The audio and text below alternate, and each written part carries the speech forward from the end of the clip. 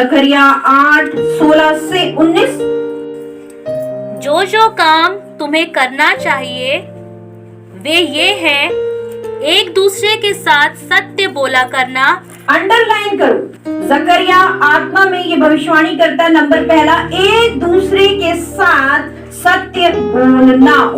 ये अभी समझोगे उपवास क्या है। अभी तक नहीं समझे हो तो आज आप समझने जा रहे हो कि उपवास क्या है। एक दूसरे के साथ सत्य बोलना। नंबर 2, अपनी कचहरियों में सच्चाई का और मेल मिलाप की नीति का न्याय करना। नंबर 2 है सच्चाई, मेल मिलाप और न्याय के विषय में ज्यादा सोचना। और अपने अपने मन में एक दूसरे की हानि की कल्पना ना करना। अपने मन में एक दूसरे के प्रति क्या ना सोचना, हानि नहीं सोचना। नंबर 3 में हम प्रचार करेंगे अभी। नंबर 4, और झूठी शपथ से प्रीति ना रखना, क्योंकि इन सब कामों से मैं घृणा करता हूँ। बस इतना ही। हम यहाँ पे 4 पॉइंट्स लेके चलेंगे। अभी आगे पढ़ो बेटा इसमें उपवास के विषय में। हाँ जी।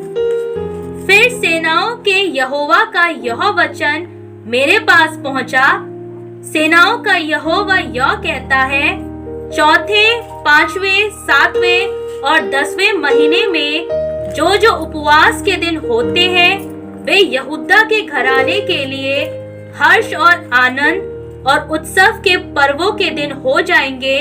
इसलिए अब तुम सच्चाई और मेल मिलाप से प्रीति रखो। तुम यदि इस तरह का उपवास लेते हो, किस तरह का, हमने 4 पॉइंट्स वहां के निकाले थे जो आत्मा ने आपको बताया। 4 पॉइंट्स निकाले। यदि इन तरह से तुम इन 4 पॉइंट्स के अनुसार तुम चलते हो, तब तुम्हारा जो उपवास होगा वो सफल होगा। तब मैं तुम्हें एक विजय की जिंदगी दूंगा। तब तुम्हारा जो ये दुख है वो आनंद में बदल जाएगा। तब जो तुमने खेती बोई है, वो खेती जो आंसुओं के साथ बोई है, वो खेती तुम हर्ष के साथ काटने पाओगे। ये कोई व्यक्ति नहीं बोल रहे, ये परमेश्वर आपसे बात कर रहे हैं। और हमें जो विजय मिलनी है वो परमेश्वर की तरफ से मिलनी है।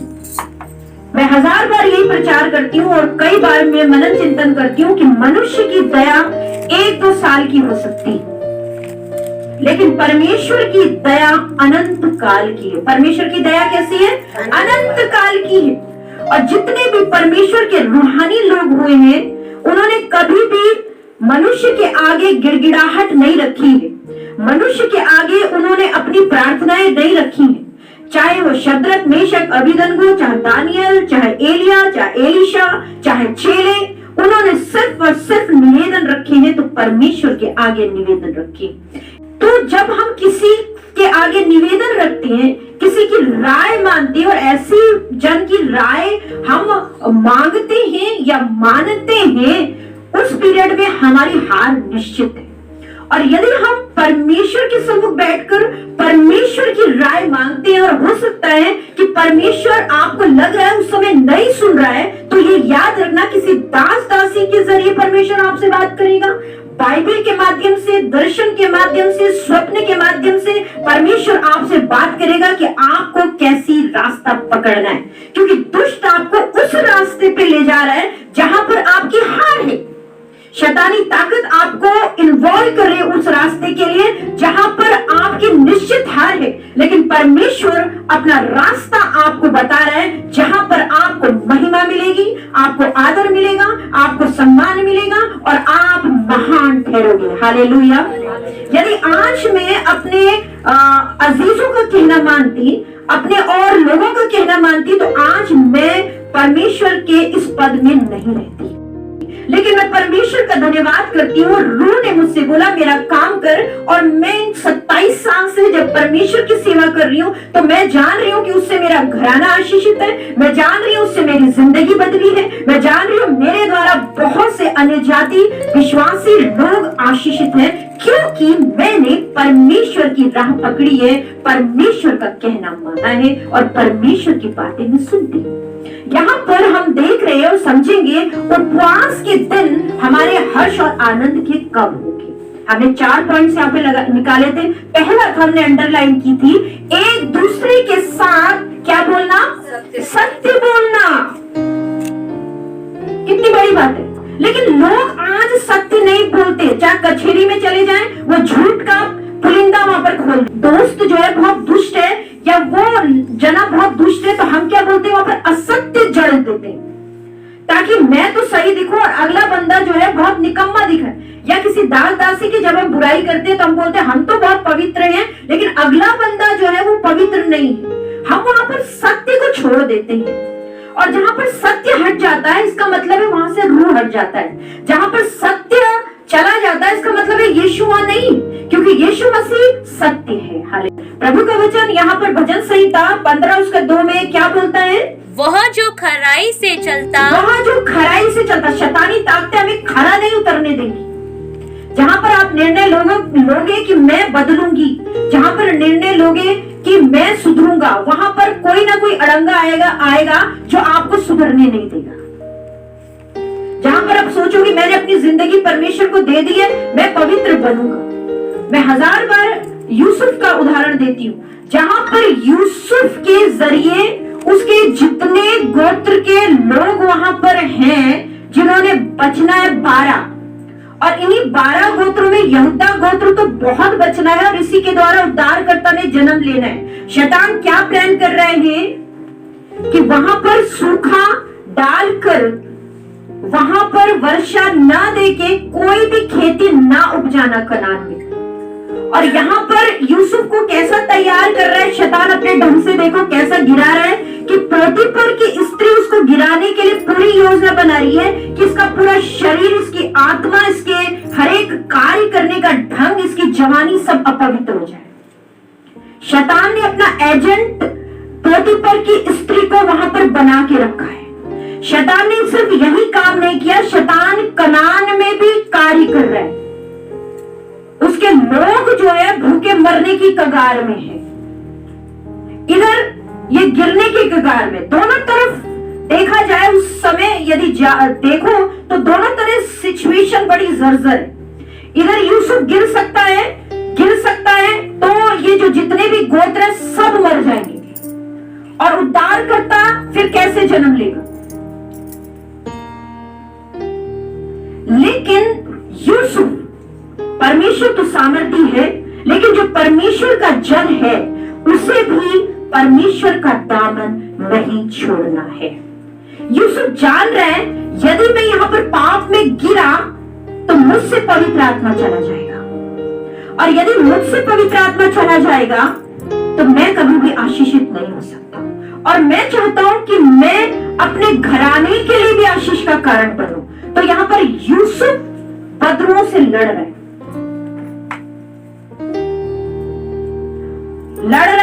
स्ट्रगल कर रहा है। यदि वो पोतीफर की स्त्री का कहना न माने तो शायद उसे भूखे मरना पड़ सकता है। यदि कहना नहीं माना, आपने वहां पर पढ़ा है कि कहना नहीं माना तो वो जेल खाने में गया। उसने शायद कितने बेटे खाई होगी, लेकिन उसने बर्दाश्त किया। शैतान उसे इस स्तर तक ले जा रहा है कि यदि तूने ये गंदगी ना मानी, यदि पोतीफर की स्त्री का कहना नहीं माना तो तेरी ये नौकरी से तू सस्पेंड हो जाएगा। उसको मंजूर है कि वो नौकरी जो है वो चले जाए, कोई बात नहीं, लेकिन मैं पाप में गिरूंगा। आप समझ रहे? आज का यूथ कॉम्प्रोमाइज कर रहा है। हम दोस्तों में कॉम्प्रोमाइज कर लेते, पति पत्नी आपस में गलत बात के लिए कॉम्प्रोमाइज कर लेते, दुष्टों की गोष्ठी होती है, दुष्टता के लिए गोष्ठी बैठा लेते। हमारी दोस्ती जब किसी से होती है तो हम इस तरह की दोस्ती करते हैं कि वो मेरे फायदे की दोस्ती है, लेकिन वो अंत में मेरे नुकसान की दोस्ती हो जाती है। आज हम स्टडी कर रहे हैं कि यदि हम परमेश्वर के साथ संबंध बनाना चाहते हैं तो संसार के साथ हमारे संबंध बिगड़ सकते हैं। हालेलुया। संसार के साथ हमारे संबंध बिगड़ सकते हैं। जब पवित्र आत्मा, प्रभु यीशु मसीह साफ कहता है अंत के दिनों में मेरा आत्मा जब आएगा, सास के विरोध में बहू हो जाएगी, बहू के विरोध में सास हो जाएगी, बेटी माँ के विरोध में हो जाएगी, माँ बेटी के विरोध में हो जाएगी। परमेश्वर इस समय आपसे बात कर रहा है कि यदि मेरे सम्मुख को रहोगे तो तुम्हें हो सकता है संसार वाले बैर करेंगे। यदि तुम मेरे पीछे चलोगे तो हो सकता है तुम्हारे अजीज तुम्हारे दुश्मन हो जाएंगे। लेकिन परमेश्वर का वचन भजन संहिता 15 और उसके 2 में क्या कहता है? वह जो खराई से चलता और धर्म के काम करता और हृदय से सच बोलता है, जो अपनी जीभ से निंदा नहीं करता और न अपने मित्र की बुराई करता और न अपने पड़ोसी की निंदा सुनता है, वह जिसकी दृष्टि में निकम्मा मनुष्य तुच्छ है और जो यहोवा के डरवैयों का आदर करता है, आदर करता है और जो शपथ खाकर बदलता नहीं, चाहे हानि उठानी पड़े, जो अपना रुपया ब्याज पर नहीं देता और निर्दोष की हानि करने के लिए घूस नहीं लेता है, जो कोई ऐसा चाल चलता है वह कभी ना डगमगाएगा। जो ऐसी चाल चलता है नहीं डगमगाएगा। यूसुफ का उदाहरण बहुत खूबसूरत उदाहरण है। वो डगमगाया नहीं क्योंकि व्यवस्था की पुस्तक उसके चित्त में लगी थी उस जवान की। बुजुर्ग यदि प्रभु में आए तो बहुत आनंद की बात है, प्रभु का धन्यवाद। लेकिन यदि एक जवान 17-18 साल का अपनी जिंदगी परमेश्वर को दे दे तो ये तो और बड़ी और दुगनी आशीष की बात है। और ये जवान ने अपनी जिंदगी यूसुफ ने परमेश्वर के नाम कर दी थी और इसके द्वारा ये भी आशीषित हुआ, उस मिस्र का प्रधानमंत्री बना। इस यूसुफ के द्वारा उसका 12 गोत्र बचाए गए, उसका बुजुर्ग पापा उसको शांति मिली। यदि हम स्थिर रहेंगे तो सिर्फ हमें फायदा नहीं है, हमारे घराने को फायदा है। यदि जो जवान स्थिर नहीं है वो अपने माँ बाप के लिए एक दुख का कारण है। यदि एक बेटा या बेटी परमेश्वर में आते हैं और बहुत प्रभु का कहना मानते, इसका मतलब है कि वो पूरा का पूरे घराने के लिए आशीष का कारण है, अपने वंश के लिए आशीष का कारण है, अपने समाज अपने कौम के लिए आशीष का कारण। यहाँ पर देखो, एक दूसरे के साथ सत्य बोलना। यहाँ पर हमने पूरा भजन संहिता 15 उसका 2 उसके आगे भी हम देखा था और लास्ट में लिखा था, क्या लिखा था? तू क्या होगा? जो ऐसी चाल चल रहा है वो क्या होगा? कभी ना डगमगाएगा। कभी ना डगमगाएगा। यदि एक स्त्री अपने रास्ते से डगमगा जाती है, व्यभिचार का रास्ता पकड़ लेती है, उसके सारे बच्चे अनाथ हो जाते हैं, पति को दर बदर की ठोकर खानी पड़ती है। क्यों? क्योंकि एक स्त्री ने पूरे घराने को डगमगा दिया, पूरा घराना ही तहस नहस हो जाता है। पुरुष का भी यही हाल है। एक पुरुष गलत चाल चलता है, पूरे बच्चे बेघर हो जाते हैं, पत्नी बेघर हो जाती है। लेकिन यदि हम परमेश्वर के साथ साथ चलते हैं, कोई भी शैतानी ताकत, कोई मनुष्य की ताकत भी हमें डगमगा सकती नहीं है और हम स्थिर रहते हैं और हम बहुत को लोगों को, हजारों लोगों को स्थिर बना देते। कितनी बड़ी आशीष। यदि आप परमेश्वर के हो तो कोई भी शैतानी ताकत आपकी जिंदगियों को डगमगाने, आपको अपने उस जगह से हिलाने की भी सोचेगा तो वो गिरेगा, आप नहीं। हालेलुया। परमेश्वर आपको ऊंचा उठाने जा रहा है। नीति वचन 12 उसका 17, जो सच बोलता है, जो सच बोलता है वो धर्म प्रकट करता है। हमने यहाँ पर जकरिया 8 और उसके 16 में देखा, एक दूसरे के साथ सत्य बोला। हम उसी में फोकस कर रहे। जो सत्य बोलता है वो क्या प्रकट करता है? धर्म प्रकट करता है। और सत्य लोगों को अच्छा नहीं लगता है। यदि आप धर्म प्रकट कर रहे हैं तो आपको सत्य बोलना पड़ेगा और सत्य हमेशा कड़वा होता है, अगले बंदे को चोट पहुंच सकती है। यूहन्ना बपतिस्मा देने वाले ने सत्य बोला और सत्य सदूकी फरीसी को जब चूना फिरी हुई कब्रें और सांप के बच्चों, करेतों के बच्चों, ये सब संबोधित किया तो इनके लिए बड़ा ठोकर का कारण बन गए। लेकिन यूहन्ना बपतिस्मा देने वाला तो उस खुदा के बेटे का मार्ग को बना रहा था, वो धर्म प्रकट कर रहा था, जो भविष्यवाणी थी उसको पूरा कर रहा था। यदि आप परमेश्वर की योजना को पूरा कर रहे हो तो आपको सत्य बोलना पड़ेगा। आप जब सत्य पे चलोगे तो उसका मतलब है आप धर्म प्रकट कर रहे हो। आप धर्म प्रकट कर रहे हो तो इसका मतलब है आप परमेश्वर को महिमा दे रहे हो। यदि आप परमेश्वर को महिमा दे रहे हैं तो इसका अर्थ है और आने वाले समय में परमेश्वर आपको महिमा देगा। आपकी महिमा को छीनने वाले मिट्टी में मिल जाएंगे।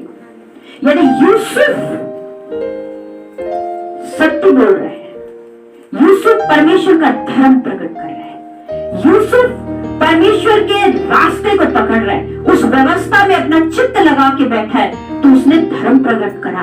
और जब धर्म प्रकट करा, पोतीफर की स्त्री को पसंद नहीं आया, उसने जेल खाने में डाल दिया। तो वो जेल खाना भी यूसुफ के लिए एक आशीष बन गया, क्योंकि परमेश्वर वहां पर उसको प्रिपेयर कर रहा है, उसे तैयार कर रहा है। और वहां पे तैयारी जब हो रही है, उसके बाद जब निकल रहा है तो एक प्रधानमंत्री का पद परमेश्वर ने उसके लिए रखा है। आप समझ रहे? आपका धर्म आपको, आपकी अच्छाई, आपकी सिदाई, आपका सत्य आपको ऊंचाई देगा। टाइम लगेगा। यदि आप सोच रहे हो कि अभी हो जाए, ऐसा नहीं होगा। आपको ये क्रिया लगातार अच्छाई करनी पड़ेगी। धर्म आपसे अलग नहीं होना चाहिए, तब आप उस चट्टान पे खड़े होगे कि दुनिया आपको देखने के लिए मजबूर हो जाएगी। आपको सोचने के लिए मजबूर, आपके घराने को सोचने की कि इन्होंने इतनी आशीष पाई तो पाई कैसे। जब आप बुलंदी पर होगे आपका घराना, क्योंकि आपने अपना घर चट्टान पे बनाया, तो लोग आपके लिए बात करने के लिए तैयार रहेंगे।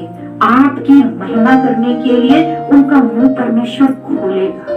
प्रश्न यहाँ पर जकरिया में और उसके 8 और 16 में हम देखते हैं, एक दूसरे के साथ क्या बोलना है? सत्य। निकाल लीजिए, इसी में फोकस करके आगे चलेंगे। इफिसियों 4:15।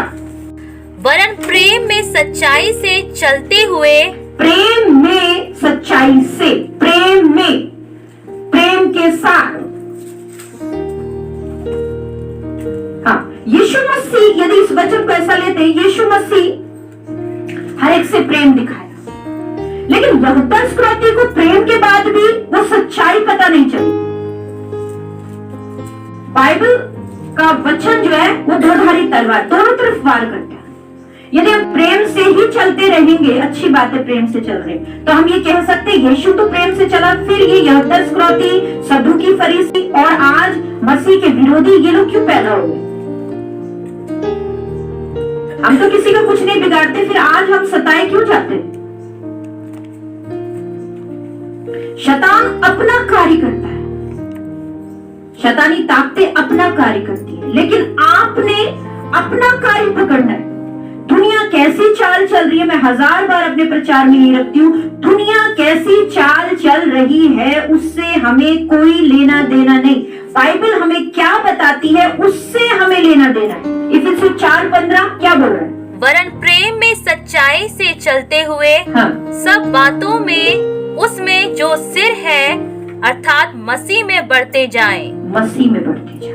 बहुत लोग हमारे प्रेम को नहीं समझेंगे, यीशु मसीह के प्रेम को भी बहुत लोग नहीं समझे, लेकिन फिर भी यीशु मसीह ने जो काम करना था वो करा ही करा, और अंत में क्रूस में बोला मैंने पूरा कर दी। वो मरा लेकिन महिमा के साथ उठा। आज उसकी महिमा पूरी विश्व करती है, विश्व उसको महिमा की दृष्टि से देखते हैं, और जितनों ने उसकी ओर देखा उन्होंने ज्योति पाई, उनके मुंह तो कभी काले नहीं हुए। लेकिन पहले उसके प्रेम को लोगों ने नहीं समझा। आज हो सकता है आपके किए हुए प्रेम के ऊपर लोगों ने पानी फेर दिया, आपकी भलाई को उन्होंने दर किनारे रख दिया, आपकी अच्छाई को उन्होंने मुंह मोड़ लिया, पानी फेर दिया उन बातों में, लेकिन फिर भी आप अपनी भलाई नहीं छोड़ी। कठिन कार्य। दूसरा है सच्चाई, मेल मिलाप, न्याय। जकरिया 8:16 से आगे। अपनी कचहरियों में सच्चाई का और मेल मिलाप की नीति का न्याय करना। अपनी कचहरियों में किसका? सच्चाई का, मेल मिलाप, नीति का न्याय करना। नीति का न्याय करना मतलब जो परमेश्वर ने बातें कही है वो तेरी आंखों का ओट नहीं होने पाए, आंखों से छिपने नहीं पाए। पौलुस इतना रूहानी बना तो बना कैसे? पौलुस ने इतनी पत्रियां लिख दी जो सबके लिए आज आशीष का कारण है। इतनी कलीसियाएं बना दी, अन्य जातियों में इतना प्रचार किया। यदि वो ऐसा प्रचार नहीं करता तो शायद इतनी बेदारी आज नहीं आती। शुरुआत की पतरस ने की, पौलुस ने की, तभी इतनी बेदारी हम देखते हैं उनकी प्रार्थनाओं से, पहले लोगों की प्रार्थनाओं से आज हम आशीषित हैं। यदि आप चाहते हो कि आप जो काम कर रहे हो उससे आपका आने वाला वंश आशीषित हो, आने वाली पीढ़ी आशीषित हो, आपके बच्चे आशीषित हो, तो आपको ऐसा कार्य करना है जो न्याय का काम हो, जो अच्छा काम हो, कि आने वाले समय में आपके बच्चे के लिए कोई प्रॉब्लम क्रिएट ना हो।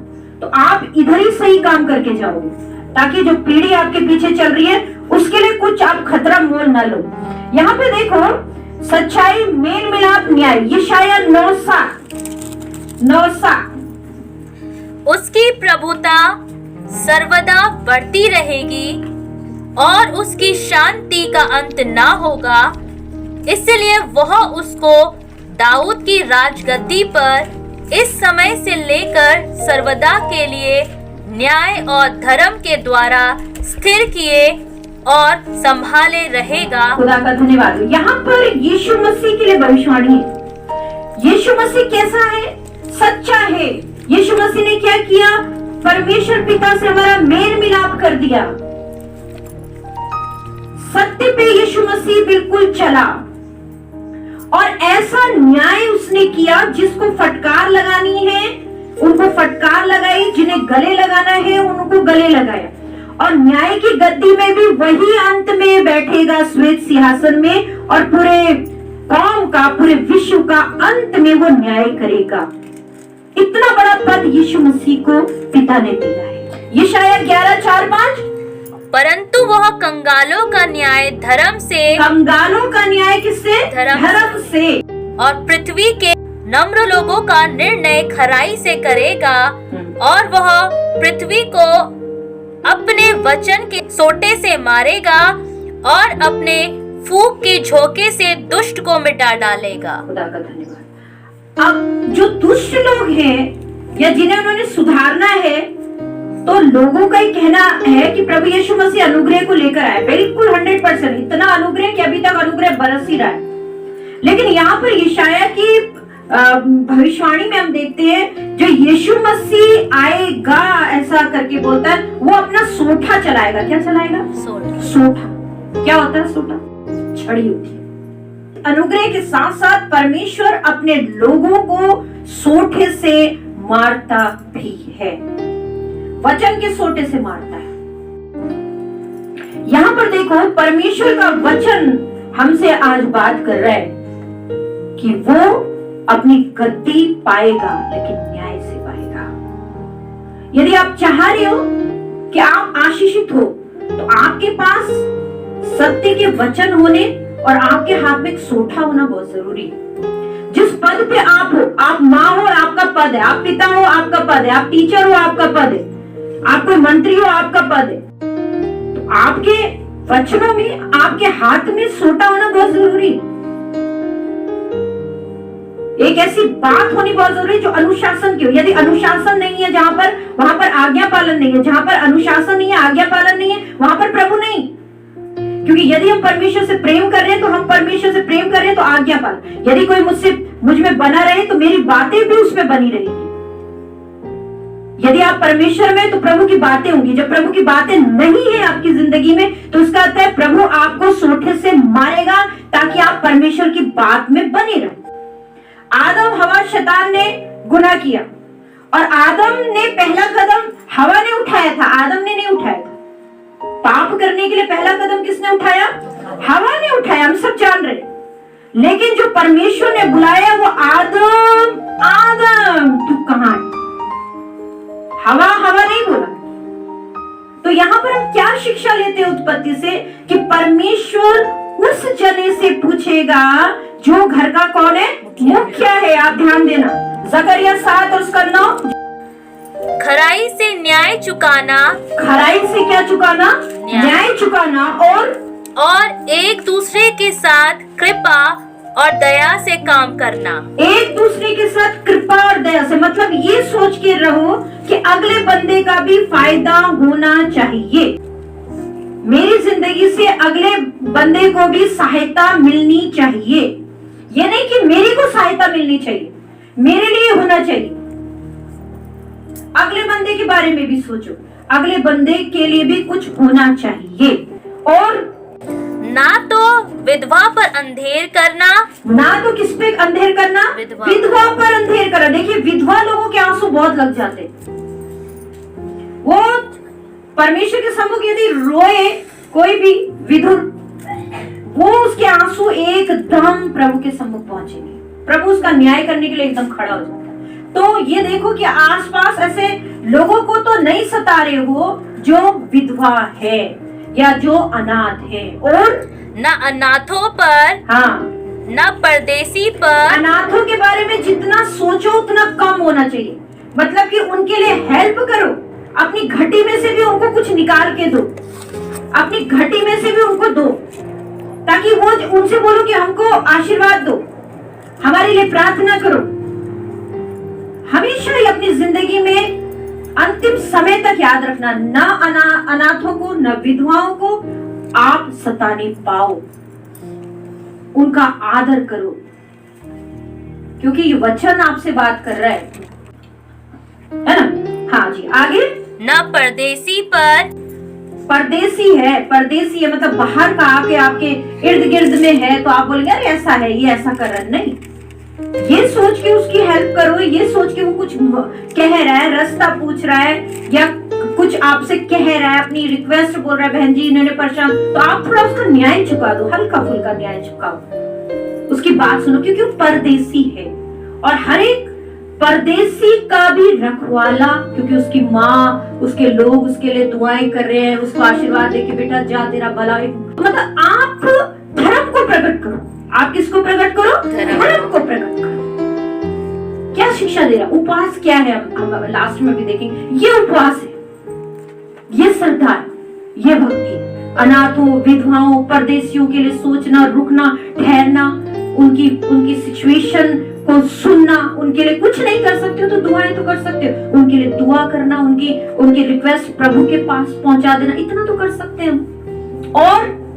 और ना दीन जन पर, हाँ, दीन जन पर, और ना अपने अपने मन में एक दूसरे की हानि की जो दीन है, इस पीरियड में दीन और नम्र मिलना तो बहुत मुश्किल है, फिर भी मिलते हैं बहुत नम्र लोग जो लड़ना ही नहीं जानते या लड़ते नहीं, जिनको लड़ाई से कोई मतलब ही नहीं, उन लोगों के लिए भी सोचना, उनका पक्ष ले। तो हमको इस समय परमेश्वर क्या शिक्षा दे रहा है? चारों तरफ माहौल को देखो, चारों तरफ बड़ी गहराई से सिचुएशन को देखो, और जहां पर आपकी हेल्प की जरूरत है वहां आप सोचो कि आपको हेल्प करनी है। आपको सोचो कि जहां पर आपके शब्दों की जरूरत है वहां पर आपने अपने उन शब्दों को, उन बातों को आपने रखना है, आपने वहां पर न्याय प्रकट करना है, वहां पर बोलना ही बोलना। ये नहीं कि हमको दुनिया से क्या मतलब है। यदि दुनिया से मतलब नहीं है तो परमेश्वर से भी मतलब नहीं होना चाहिए, क्योंकि परमेश्वर को दुनिया से मतलब है। हालेलुया। अपने घर के साथ साथ दूसरों की भी सुरक्षा मांगो। अपने साथ साथ हम शुरू में ये प्रचार सुन रहे हैं कि अपने साथ साथ हमें ये फास्टिंग दूसरों के लिए जब शुरू करोगे, यही सच्चा क्या होगा? उपवास। ये उपवास हम करेंगे। तीसरा पॉइंट अभी देख रहे हैं, एक दूसरे की हानि की कल्पना न करना। जकरिया में फिर आ जाइए 8:16 से आगे बढ़िए। और अपने अपने मन में एक दूसरे की हानि की कल्पना ना करना। कितना हमें सीखना है ना। कभी सोचा कि हम बोल रहे हैं कि हम धर्मी है तो हमें कितना धर्मी बनना है? सोचा कभी? कितना टूटना है हमें जो हम टूटे नहीं। यदि हम धर्मी कह रहे हैं तो मतलब कि अन्याय तो हमारी जिंदगी में किसी के लिए होना ही नहीं चाहिए। यदि हम धर्मी कह रहे हैं तो हमको प्रभु के कितने पैर पकड़ के हमें और मांगना है, परमेश्वर हमें और धर्मी बना दे, हम अच्छे बन जाएं, हम इतने अच्छे बन जाएं कि हम तेरे लाडले बन जाएं। यहाँ पर तीसरी बात हम देख रहे हैं, एक दूसरे की हानि की कल्पना ना करना। जकरिया 7:10। ना तो विधवा पर अंधेर करना, और ना अनाथों पर, ना परदेसी पर, ना दीन जन पर, और ना अपने अपने मन में एक दूसरे की हानि की कल्पना करना। मन में, आप सोच रहे हो किसमें? मन में। कितना बड़ा परमेश्वर और क्या कह रहा है हमसे। मन में भी नहीं, लोग करके भी बैठ जाते हैं। उनके लिए कितना बड़ा श्राप हो जाएगा जो करके अन्याय बैठ जाते। मन में भी नहीं सोचना, तो इसलिए मन कितना दूषित हो जाता है। किसी के लिए कितना कितना बुरा सोच देते हैं, कल्पनाएं करते हैं इसका ऐसा। तो कितना हमको सुधरना है, कितना हमें अपने गुनाहों के लिए माफी मांगना है। कितनी हम बोलते हैं हमने तो कोई गुनाह नहीं किया, लेकिन यहाँ पर मन में भी तो गुनाह हो जाता है। मन में भी अगले बंदे के लिए कुछ सोचना नहीं है कि इसका बुरा हो जाए। मतलब कितना हमें सुधरना है, मन में भी नहीं। नीति वचन 3:29। जब तेरा पड़ोसी तेरे पास बेखटके रहता है, तब उसके विरुद्ध बुरी युक्ति ना बांधना। यदि तेरा पड़ोसी भी है, प्रभु का वचन कह रहा है, वो तेरे सम्मुख तेरा फ्रेंड बनने के लिए आया है, तेरे घर में वो आता बैठता है, खाता पीता है, तो उसके बच्चे के लिए भी, उसके लोगों की बुराई भी, बेखटके वो रह रहा है, तो उसके लिए बुरा भी तूने करना। कितना अच्छा बता, कोई है ऐसा धर्मी? नंबर 4 पे क्या अंडरलाइन थी? और झूठी शपथ से प्रीति ना रखना। झूठी शपथ से प्रीति ना रखना। नंबर पहला हमने देखा है ऊपर जकरिया 8:16 से 19 तक। नंबर पहला आया था एक दूसरे के साथ सत्य बोलना, फिर आया था सच्चाई, मेल मिलाप, न्याय का हमको पीछा करना है, न्याय के अनुसार हमको चलना है, सच्चाई मेल मिलाप के अनुसार चलना है। नंबर तीसरा आया था एक दूसरे की हानि की सोच भी नहीं रखनी है, कल्पना भी नहीं रखनी है। नंबर 4 और लास्ट में हमारा आ रहा है झूठी शपथ से प्रीति ना रखना। झूठी शपथ से प्रीति। लोग क्या करते हैं, एकदम झूठी शपथ खा देते हैं और उससे बहुत प्रीति रखते हैं। वो सोचते हैं शायद शपथ खाने से हम सच्चे ठहरेंगे। उसकी दृष्टि में आप 10 मिनट के लिए सच्चे ठहर सकते हो, लेकिन परमेश्वर की दृष्टि में सच्चे ठहरना बहुत जरूरी है। ये बुनियाद ही यही है कि हमें जो आशीष मिलेगी वो सिर्फ परमेश्वर से मिलेगी, किसी मनुष्य से हमें आशीष मिलनी नहीं। यदि किसी मनुष्य सोच रहे हो कि कोई मनुष्य से हमें आशीष मिलेगी, वो आशीष 1-2 महीने साल की हो सकती है, लेकिन यदि चाह रहे हो कि परमेश्वर हमें सदा की आशीष दे, तो उससे हमें दोस्ती करनी ही पड़ेगी। और यदि हम सोच रहे हैं ठीक है हमारा 2-3 साल भरा होना चाहिए, उसके बाद देखा जाएगा, तो शायद 2-3 साल भी 2 महीने में हो जाएगा, 2 महीने तक ही भला है, उसके बाद कोई भलाई नहीं। यदि परमेश्वर से फ्रेंडशिप करते हो तो वो भलाई तेरे ऊपर भी है, तेरे ऊपर के साथ साथ तेरे नाती पोते के ऊपर भी है, तेरे आने वाली वंश के ऊपर भी आशीष है, तेरे द्वारा आशीष है आने वाली पीढ़ियों के लिए। तो झूठी शपथ से क्या ना करना, प्रीति ना करना। लोग झूठी शपथ खाते हैं, वो झूठी शपथ बात बात पे नहीं खाना। जो जितना ज्यादा झूठ बोलता है वो जितनी ज्यादा शपथ खाता है। मलाकी 3:5। अब मैं न्याय करने को तुम्हारे निकट आऊंगा और टोहनों और व्यभिचारियों और झूठी कीरियां खाने वालों के विरुद्ध और जो मजदूर की मजदूरी को दबाते, झूठी क्रिया है कि झूठ की शपथ खाने वाले कौन कौन को परमेश्वर पलटा देगा। नंबर पहला, फिर से पढ़ो बच्चे।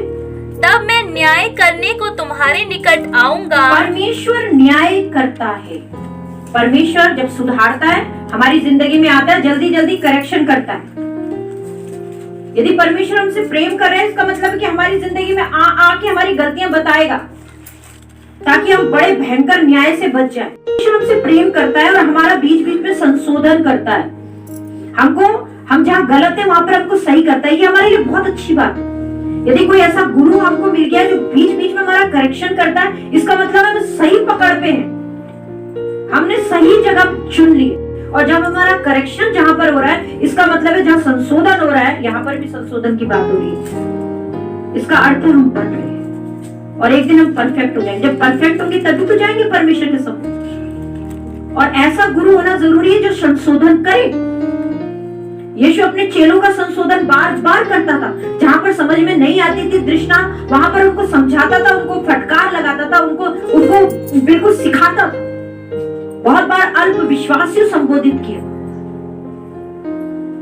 डांट लगाई, फटकार लगाई, फिर समझाया, फिर बोला कब तक मैं तुम्हारे सहता रहूंगा, तुम समझते नहीं हो बात को।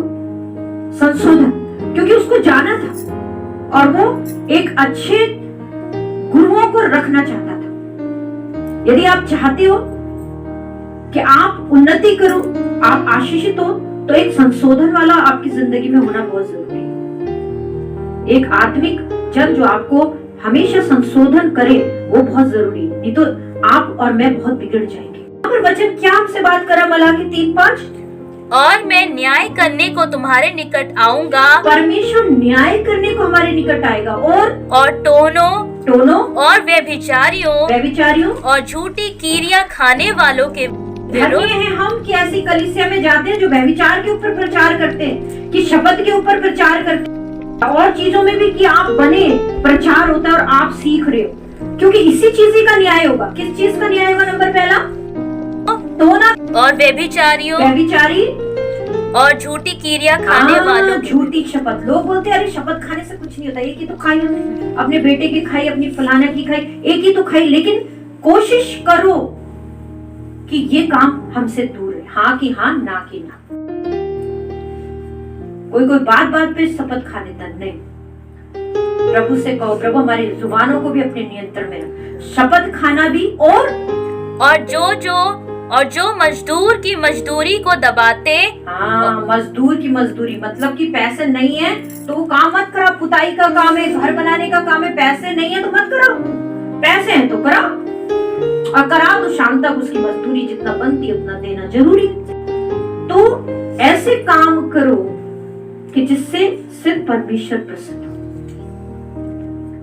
दुनिया को प्रसन्न करोगे, कोई भी प्रसन्न नहीं हो। यदि आप बोलते हो कि मेरे से सब प्रसन्न है तो आप बड़ी भूल पे हो। कोई प्रसन्न किसी से नहीं होता। अभी प्रसन्न है, अभी थोड़ी देर अप्रसन्न हो जाते हैं। दुनिया मूड है, उनके मूड के ऊपर डिपेंड करता है वो प्रसन्न है कि नहीं। और विधवा और अनाथों पर अंधेर करते। हाँ। और परदेसी का न्याय बिगाड़ते और मेरा भय नहीं मानते। क्या करना है? परमेश्वर का भय मानना है। भय है तो ही बाइबल आपके समझ में आए। लोग बोलते हैं सिस्टर जी बाइबल हमारे समझ में नहीं आती, क्योंकि तू भय नहीं मानती ना। जिस दिन तू परमेश्वर का भय मानना शुरू कर देगा, उस दिन तेरे को बाइबल के भेद आ जाएंगे। और उन सबों के विरुद्ध मैं तुरंत साक्षी दूंगा। सेनाओं के यहोवा का यही वचन। साक्षी मैं दूंगा। किनके विरुद्ध? इनके विरुद्ध में। मतलब परमेश्वर विरुद्ध में साक्षी देने लगे तो प्रलय ही आता है। ये तो आती रहेंगी विपत्ति। क्यों? क्योंकि भैया परमेश्वर से तो उनका मेल मिलाप नहीं। हमको तो परमेश्वर से मेल मिलाप करना है। आज के माहौल में जुबान का कोई भी मोल नहीं। बहुत कम रूहानी लोग हैं जिनकी जुबान का मोल होता है। मैं तेरे लिए ये करूंगा तो मतलब ये करना है। मैं इतने बजे आ जाऊंगी तो मतलब आना है। परमेश्वर से प्रॉमिस कि प्रभु मैं तेरे लिए ऐसा ऐसा करूंगी तो मतलब करना है। लेकिन अभी इसमें भी इंसान बहुत पीछे। और मैं और आप बोलते हैं प्रभु के, मतलब पहले बात तो बोलो मत, बोलते हो तो क्या करो? प्रभु के लिए पूरा करो।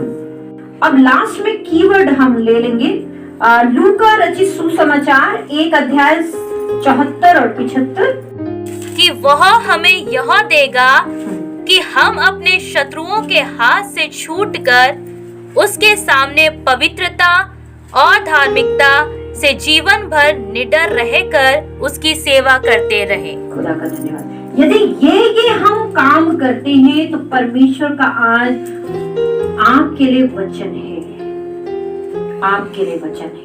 यदि ऐसी चाल चलोगे तो तुम्हारा उपवास, तुम्हारा प्रभु के सम्मुख बैठना हर्ष और आनंद का उत्सव